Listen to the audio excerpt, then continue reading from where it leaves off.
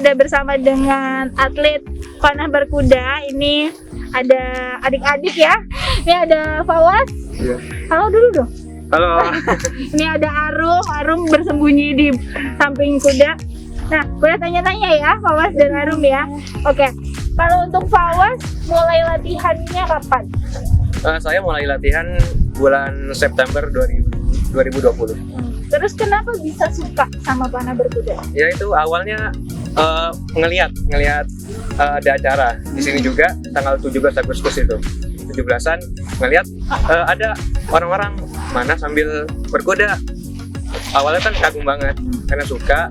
Nah, langsung habis itu buat belajar langsung ke sana di Sumatera. Kalau Arum, kenapa bisa suka panah berkuda? Suka itu karena pertamanya aku melihat abang kayak kok bisa, kita juga bisa dong. Nah habis itu akhirnya sama adik sama ayah itu disuruh kamu berkuda aja gitu biar jadi abang sama mas Akai. Karena panahnya sudah bisa duluan gitu ya. Oke. Pernah ngikutin kegiatan atau event untuk panah berkuda apa enggak? Saya pernah sekali waktu itu bulan Desember 2020 di 30 kilo Di Indonesia. di Indonesia. Kalau Arum udah pernah ikut kejuaraan? Kalau ini udah pernah sama Bang Fos juga. Dapat juara? Waktu itu belum. Nggak apa-apa, semangat terus buat. Oke, nanti kita coba memanah dan ajarin mereka ya. Oke, ini ada lagi pertanyaan yang sebelum latihan berkuda dan setelah latihan panah berkuda ada efek nggak yang Fawaz rasain? Apa sih efek ke diri Fawaz sendiri gitu? Ada pengaruhnya nggak? Berkuda memanah ini pengaruh besar kepada mental dan fisik sebenarnya. Apa gitu? Mental itu termasuk mental kita kepada kuda. Kita jadi tambah berani, mental kita tambah kuat. Juga fisik kita berkuda juga bisa membuat fisik kuat, membuat sehat juga. Ya itu mental dan fisik paling kerasa sih. Latihannya seminggu berapa kali kalau Fawaz? Sebenarnya latihan nggak terlalu sering juga sih. Paling seminggu cuman 2 kali gitu, atau mungkin sekali. Cuma nggak sering juga. Latihannya apa aja? Kalau Fawaz biasanya kalau misalkan nggak latihan pakai kuda atau latihan mana aja atau push up atau ada latihan tertentu nggak supaya atau meditasi supaya konsentrasi gitu ada nggak? Sebenarnya lebih kalau latihan lebih mana aja. Lebih Paling kadang-kadang kayak latihan fisik, push up atau lari gitu aja. Okay. Kalau Arum sendiri punya latihan khusus? Enggak sih, Nggak ada. paling soalnya kan ada tempat latihan yang lumayan dekat dari rumah. Kadang kalau seminggu 3 kali atau seminggu 2 kali Rutin berarti. Nah, efek yang ada Arum rasain lebih berani aja. lebih berani sekarang. Tapi bukan berani melawan orang tua kan? Iya. Enggak ya, nggak boleh. Karena lebih berani terus bisa mengendalikan diri, gitu. Sering marah-marah nggak kamu kalau di rumah? Sering Sering. Terus semenjak ikut panah berkuda, ada kayak nahan amarah. lebih sabar. Bukannya malah lebih sering marah-marah, enggak ya? Nah, berarti efeknya tuh bagus banget Ultrades. Oke, nanti kita latihan bareng-bareng untuk latihan memanahnya.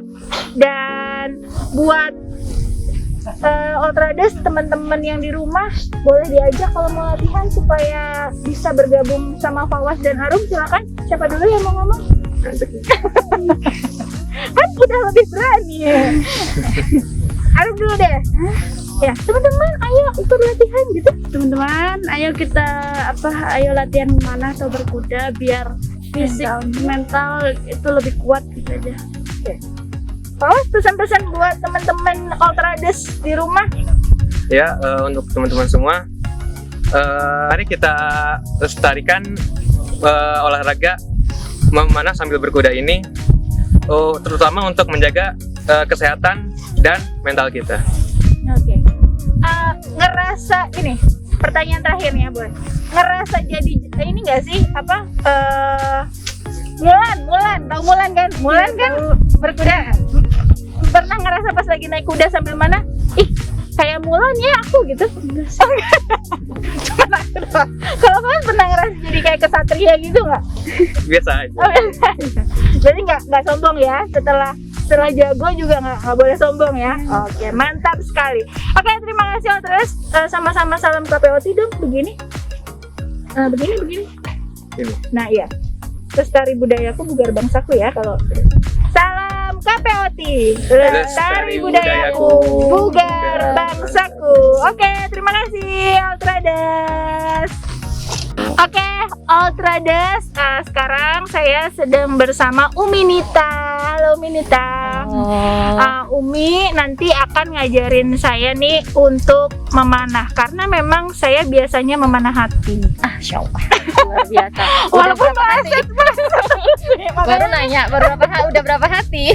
makanya harus belajar sama Umi supaya tepat sasaran dan kena gitu. Ini jadi curhat Jadi ya Umi ya, curhat. apa Umi ya. Oke, Umi bisa jelasin dulu sebelum kita coba nanti latihan. Oke. Kak, apa aja sih yang dibutuhkan untuk latihan panah berkuda selain kudanya Selain tadi? kudanya. Nah, ini untuk teknik memanahnya. Oke. Tadi teknik berkudanya aku udah nanya-nanya.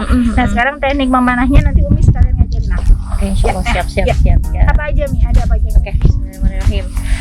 Jadi tadi kan kakak sudah ngelihat memanah berkuda ya. Sebenarnya sebelum untuk naik ke level tersebut, itu yang harus dikuasai adalah memanahnya dulu. Jadi kayak seperti Arum itu memanahnya 4 tahun. Kudanya dia baru sekitar 6 bulanan. Baru dikasih kuda. Gitu ya. Jadi dimantapkan dulu memanahnya, setelah mantap memanahnya baru dikasih kuda. Seperti itu prosesnya. Jadi biar di atas kuda itu udah maksudnya untuk memanahnya tidak ada masalah. Nah, untuk panahan kita nyebutnya ini panahan tradisional ya Kak. Oke, iya. Busurnya seperti ini. Busurnya seperti Kakak juga Ya. pegang. Kalau ini bedanya, ini import, ini lokal lah ya. Nah, ini seperti ini. Jadi busurnya tidak besar. Busurnya kita sebut itu adalah busur pertengahan, besar tidak, kecil tidak. Nah, seperti itu. Karena kalau di atas kuda, kalau kita memakai busur yang besar pasti akan kesulitan. Gitu ya. Betul. Nah, untuk apa saja sih yang harus disiapkan oleh pemanah? Pertama tentu busur. Nah, di saat kita mau pakai, ini busur kita pasang tali stringnya. Ini tali string. Nah, kalau misalkan kita tidak pakai, ini dibuka Kak tali stringnya. Jadi di saat disimpan nggak boleh terpasang seperti ini. Resiko putus atau Resiko gitu ya? patah. Oh, patah. Nah, apa sih perbedaan antara busur tradisional sama busur yang ada di luar sana, busur modern? Nah, kalau kita ini untuk naruh arrow-nya Kak, kita menggunakan alat dari tubuh kita, yaitu tangan kita. Kalau yang modern dia ada alatnya. Ada alatnya. Jadi ada tempatnya gitu ya. Kalau kita ini langsung ke jari kita atau salah satu bagian tubuh kita. Nah, itu disebut tradisional karena menggunakan apa yang kita miliki. Seperti itu. Nah, yang kedua ini adalah namanya anak panah. Nah, anak panah untuk panahan tradisional kita biasanya menggunakan bahan dari kayu. Kalau yang modern biasanya karbon. Iya, karbon. Nah, ini dari kayu. Ini bikin sendiri nih Kak. Oh, ini dari kayu apa Mi? Ini nama ada yang pinus, ada yang cedar gitu. Dia sudah jual dalam posisi Berbentuk ada yang sudah bulatan seperti ini, saf seperti ini kita nyebutnya saf. Ada yang kotak gitu loh Kak, kotak kayak balok gitu kecil-kecil. Nah, itu baru diserut. Nah, kalau yang sudah bulatan ini kan ini tinggal hanya pasang koin, terus ini pasang nok, di sini pasang dulu attaching seperti itu. Nah, selanjutnya setelah bagian busur dan anak panah, nah yang membedakan panahan tradisional itu adalah ini nih Kak nih. Ini bukan kuku ayam ya? Bukan. Ayam kan ada. Jadi kalau Kakak ngelihat di pasar, di mall mungkin ya, ibu-ibu pakai ini berarti ini pemanah. Ada ya ibu-ibu ya? Jadi giginya di jempol. Keren juga itu. Nah, ini dari tanduk. Kita buat dari tanduk. Tanduk kerbau atau tanduk sapi. Ini kita sebutnya tamring. Tamring. Oke. Karena teknik panahan tradisional kita menggunakan jempol. Untuk narik ini Untuk nariknya pakai jempol. Jadi ini pelindung di jempol kita. Kalau nggak pakai itu bisa lecet-lecet. Bisa sakit Kak. Gitu ya? Nah, ini tamring. Coba Kakak pakai ya Kak ya. Nah, jadi kakak perlu ingat ya, kalau di pasar atau di mall ada yang Oke, pakai. iya. Atau nanti aku juga pakai ini supaya apa? Dibilang Supaya pemanah. Nah, ini kita pakai. Nah, gini. Ini diputer. Oke. Nah, ini untuk pelindung jempol. Nah, kalau misalkan kakak ngelihat di sejarah-sejarah buku Turki itu biasanya kan ada sultan yang megang bunga tulip. Nah, dia kan juga ada jarinya tuh cincin. Nah, itu dia sebagai pemanah. Oh, Nah, seperti jadi itu. identitas lah itu. Identitas pemanah seperti itu. Nah, kadang pemanah tradisionalnya ada yang dibikin kalung. Maksudnya pas sudah selesai dimasukkan ke kalung. Biar gampang nyarinya gitu ya. Karena Umi mama itu Umi taruh di dompet. Jadi Berarti kemana-mana dompetnya Umi tebel dong. Bukan karena ini, karena isinya juga. karena ini betul seperti itu. Oke. Oke, ya. Nah, selanjutnya ini sudah ada busur, Ya, terus busur. anak panah, Iya. terus tamring. Iya. Nah, pelengkap selanjutnya ini sebenarnya ini namanya kalau kita sebut bahasa ininya quiver ya. Oh, quiver. Tapi kita bilangnya tas aja ya. Tas anak panah ya. Biar ingat. Biar gampang. Nah, ini buat naruh anak panah nih Kak nih. Iya. Seperti Ini itu. bahannya pasti dari kulit atau Iya, ada kulit. Oh, Kulit. Karena tradisional kita akhirnya Oh, emang mainnya oke, kulit. Terus sepatunya juga kita pakai sepatu kulit, sepatu keren boot. sih memang. Iya. Gitu keren. Nah, terus untuk biasanya kalau kita pertandingan, itu kita pakai baju tradisional, Iya. misalkan kayak Umi nih dari Sumatera Barat. Karena mengidentikan Umi misalkan pakai apa tuh kayak songket, Songket, iya. terus ikat kepala seperti itu. Jadi kalau turnamen itu heboh. Pokoknya apa ya? ngalahin model-model internasional ya. kalah seperti itu. Kayak Tapi gitu. tetap mengusung kebudayaan Indonesia. Ya betul. Jadi kayak misalkan Arun Marta, ini kan Umi kan Padang ya, Abi Jawa. Jadi ya kita kolaborasi aja. Ini baju Jawa, ini baju Padang. Oke. Biar Asal jangan pakai apa? Suntiang. Suntiang. Suntiang. Pernah Umi pernah waktu turnamen di Singapura. Nah, Umi pakai suntiang. Yang besar itu. Iya, tapi buat yang inilah, yang apa yang enteng. yang entengnya. Jadi waktu pas kita lagi turnamen itu kan waktu itu ada 4 Kandi dari KPBI ya dari Indonesia. Dan pada bilang itu ya, kita kayak maksudnya kayak setengah dijulit. Itu pemanah apa fashion show itu. Kita asik-asik aja, seru-seru aja kan. Kita kan mengusung kebudayaan. Seperti itu. Nah, itu cerita tentang alat Kak. Terus kita mau ngapain lagi Mi? Kalau Nah. udah tahu alat-alatnya, terus apa lagi? Kita bisa langsung praktek. Oke, boleh. Oke. Nah, selanjutnya kita kalau mau memanah berarti harus ada target. Nah, target di dalam KPBI panahan kita itu tidak boleh sembarangan Kak. Jadi mohon maaf ada misal ada batang pisang nih nganggur terus kakak jebret-jebret nggak boleh. Itu kan makhluk hidup kasihan. Jadi kalau emang mau memanah ya kita harus siapkan target. Bahasanya ya modal lah dikit beli target gitu kan. Nah, ini kita harus ada target. Nah, di sini udah ada nih kan nih targetnya. Seperti ini ya. Nah, ini sebagai sasaran panah. Jadi kayak tadi kakak tuh awalnya mau mana hati, nggak boleh Kak. Jadi kalau mau mana harus ke target. Tapi kan ini ada targetnya juga. Ada targetnya ya. Nah, ini target. Ini biasanya dari gabus sih, dari bus saja. Dari bus Jadi saja. nggak perlu diisi pasir, Nggak repot usah. ya. Oke, ini lebih Nggak simpel usah. ya. Ini lebih simpel. Nah, kalau yang seperti ada di depan ini target sebenarnya dari Korea nih Kak. Target stylenya Korea. Style Korea. Oke. Korea Selatan untuk apa HBA apa horseback archery-nya seperti itu. Nah, kalau misalkan kakak untuk siap memanah, ayo kita siap praktek kalau ini. Nah, ini aku tanya dulu. Oke. Ini supaya aku tahu nanti poinnya, aku siapa tahu di sini ya. Oke. Sana, gitu. Nah, ini kalau ini 100, setengah 100. Kalau di untuk sini yang- biasanya poin tengah ini biasanya 5 Kak. Paling Oh, tinggi 5 kita kalau tuh- di paling awal di ini di HBA, ini target HBA ya Kak, horseback archery. Ini 5, ini 4, ini 3, ini 2, ini 1.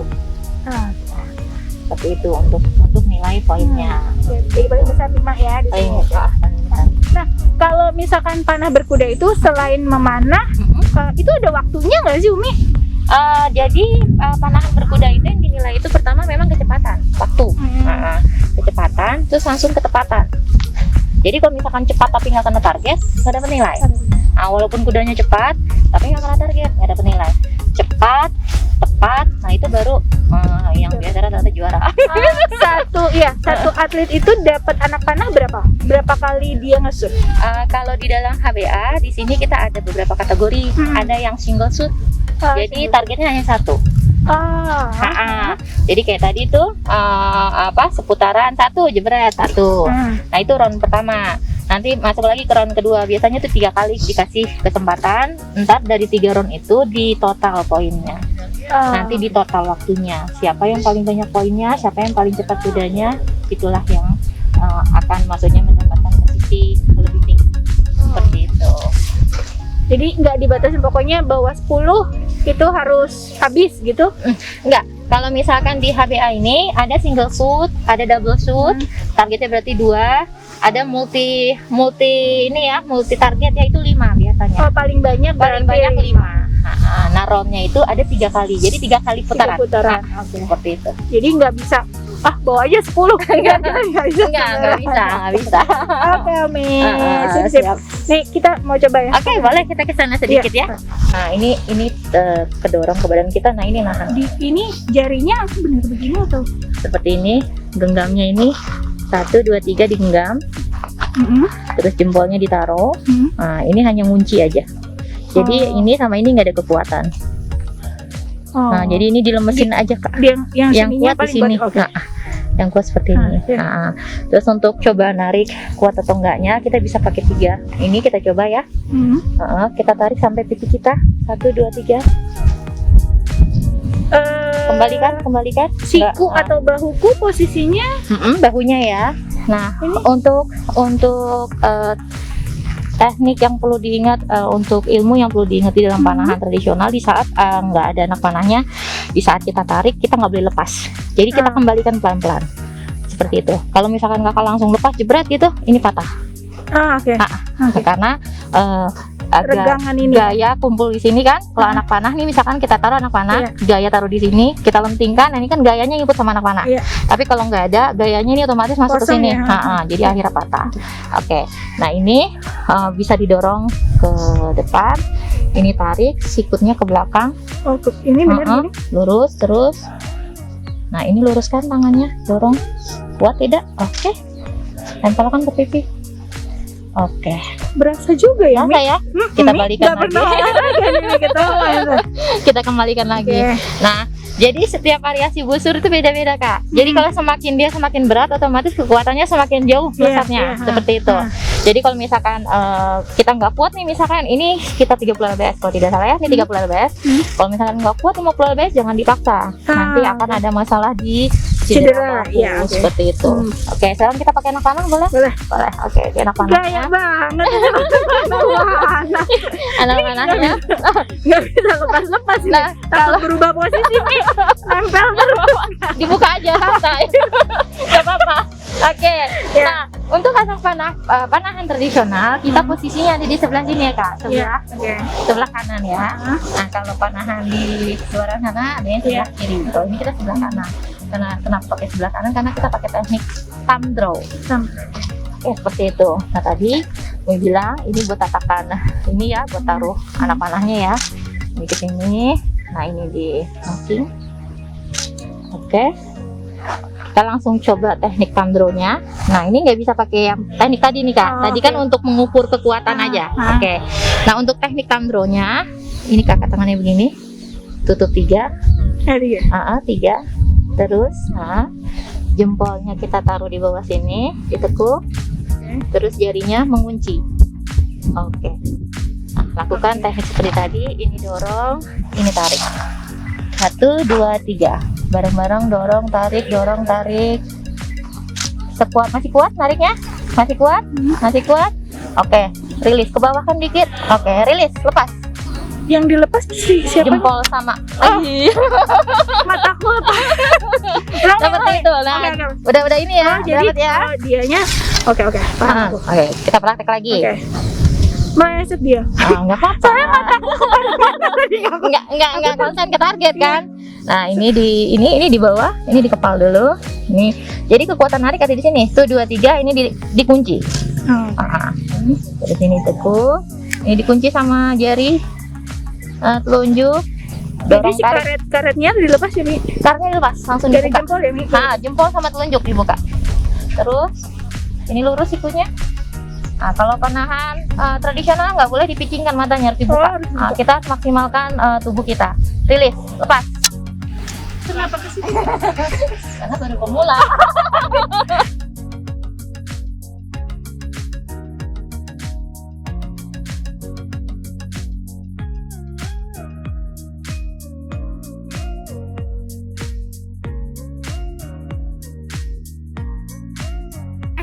terima kasih Umi sekali lagi. Ultrades yang mau ikut latihan memanah maupun berkuda maupun panah berkuda bisa join juga dengan Umi ya latihannya. Nanti bisa cek di Facebook atau Instagramnya KPBI ya. Itu ada, nanti bisa komunikasi dari situ, lihat jadwal latihannya atau latihannya di mana bisa. Oke, teman-teman, Ultrades hari ini luar biasa sekali, gitar yang gembira, sehat. Nih tangannya nari besar. Udah setahun tidak melakukan olahraga, akhirnya sekarang keluar olahraga. Walaupun tadi agak meleset, semuanya sih meleset. Oke, terima kasih. Sampai ketemu lagi di YouTube KPOT Official. Dadah. Salam KPOT, lestari budayaku, bugar bangsaku. Dadah.